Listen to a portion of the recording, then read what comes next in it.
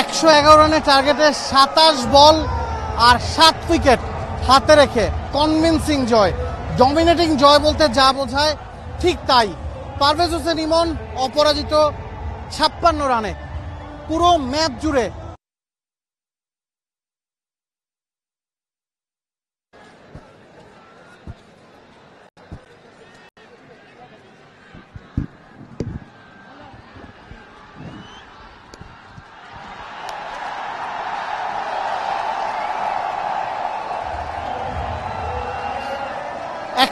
রানের টার্গেট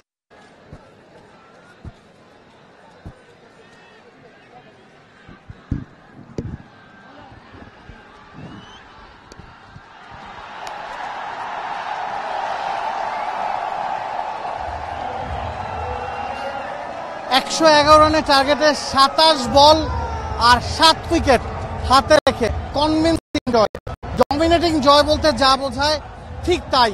পারভেজ হোসেন ইমন অপরাজিত 56 রানে পুরো ম্যাচ জুড়ে বাংলাদেশ টস থেকে শুরু করে শেষ পর্যন্ত ডমিনেটিং ক্রিকেটটা উপহার দিয়েছে।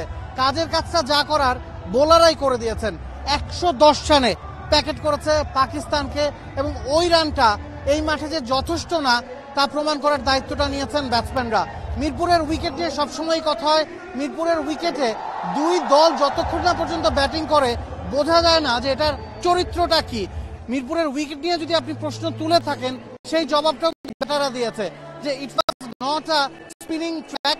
হ্যাঁ, এখানে স্পিনাররা সহায়তা পেয়েছে, তবে 110 রানের উইকেট বলতে আমরা যা বুঝি এটা মোটেও তা ছিল না। একদমই ঠিক তাই। তবে মাহমুদ কায়সার একটা প্রেক্ষাপটে কিন্তু লম্বা সময়ের অপেক্ষা ঘুরিয়েছে। 2016 সালের পর থেকে সিনিয়র টি-20 ক্যারিয়ারে বাংলাদেশ পাকিস্তানের সঙ্গে জিতে না, সবশেষ লাহোরে যেখানে 3-0 হেরেছিল সেখানে মিরপুরের 7 উইকেটের জয়। আবার এই 7 রানে 2 উইকেট হারিয়ে ঢুকছে বাংলাদেশ। ইমনের ব্যাটে স্বস্তির 50, তাহিদ হৃদয়ের ব্যাটে বড় রান, জাকের আলীও ঠিকঠাক চেষ্টা করলেন, তবে বোলিংটাই ক্রেডিটটা দিতে হবে সবচেয়ে বেশি। অফকোর্স মুস্তাফিজুর রহমানের কথা আলাদা করে না বললেই না। টি-20 ক্রিকেটে বাংলাদেশের হয়ে সবচেয়ে কিটে বোলিং এর রেকর্ডটা কিন্তু মুস্তাফিজ করেছেন। আজকের এই ম্যাচে মাত্র 6 রান দিয়েছেন মুস্তাফিজুর রহমান, 2টা উইকেট তিনি এই ম্যাচে আদায় করেছেন। তবে সবচেয়ে বড় কথা হচ্ছে 6 রান দিয়েছেন। এর আগে কখনো এত কম রান বাংলাদেশি কোনো বোলার দেননি। তাসকিন 3টা উইকেট পেয়েছেন, শেখ মেহেদী একটু খরচে ছিলেন, 37 রান দিয়েছেন, তারপরও তার নামের পাশে একটা উইকেট ছিল। তানজিম সাকিব 20 রানে একটা উইকেট নিয়েছেন। সব মিলিয়ে ওভারঅল টিম পারফরমেন্স, দল হিসেবে খেলার যে সুফলতা সেটাই কিন্তু বাংলাদেশ এই ম্যাচে পেয়েছে। একদমই ঠিক, একটা টিম হিসেবে খেলা, বিশেষ করে শুরুতে বোলিং ইউনিটের কথা তো আপনি বললেন যে মুস্তাফিজুর রহমান দাফিজ উইকেট ফ্রেন্ডলি যদি একটু সাহায্য করে, উইকেটটা অবিশ্বাস্য পারফরমেন্স করেন, সেটা আজকেও ঠিকঠাক হয়েছে।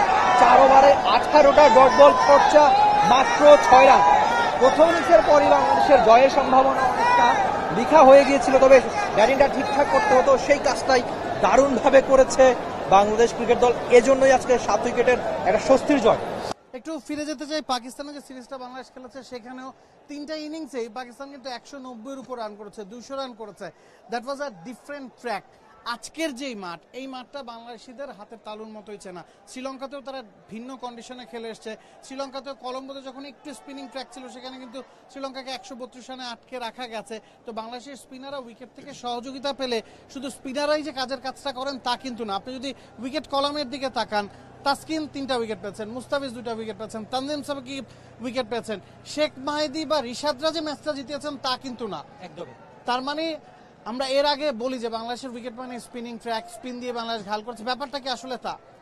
একদমই। আর বিশেষ করে আপনি যেটা বলছিলেন নাবিল কাছে, এটা আমার কাছে খুব ইম্পর্টেন্ট মনে হচ্ছে যে ব্যাটিং ফ্রেন্ডলি উইকেটে পাকিস্তান কতটা ভালো ক্রিকেটটা খেলে থাকে। আপনি ওই যে কথা বলছিলেন 3-0 ছিল, সেখানে একটা ম্যাচে খুব সম্ভবত মোহাম্মদ হারিস একাই 106 রান করেছিলেন, আজকে তিনি আউট হলেন 4 রান। এই পার্থক্যটাই তখন হয়ে গিয়েছিল যে স্পিন ফ্রেন্ডলি উইকেট বা নিজেদের চেনা কন্ডিশনে বাংলাদেশ কতখানি ভালো করে স্বস্তির একটা জয় আজকে সেটাই বলে দেয়।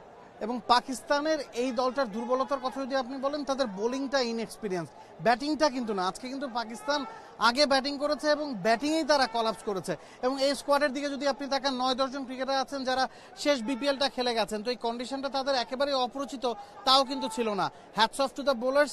লিটন দাসকেও আসলে একটা এক্সট্রা স্যালুট দিতে হয়, তিনি দলটাকে যেভাবে পরিচালনা করেছেন সেখানেও কিন্তু আসলে বাংলাদেশ অনেকখানি এই ম্যাচে এগিয়ে গেছে। একদমই, তবে জয়ের গল্প তো হলোই, আরো অনেক গল্প আপনাদের সঙ্গে হবে। আপনারা যাবতীয় ক্রিকেট আপডেট জানতে বা খেলাটা দেখতে সবসময় চোখ রাখতে পারেন দেশের একমাত্র স্পোর্টস চ্যানেল স্পোর্টস এই। আর আমি রিফাত এমির বিদায় নিচ্ছি, আমার সঙ্গে ছিলেন নাবিল কায়সার।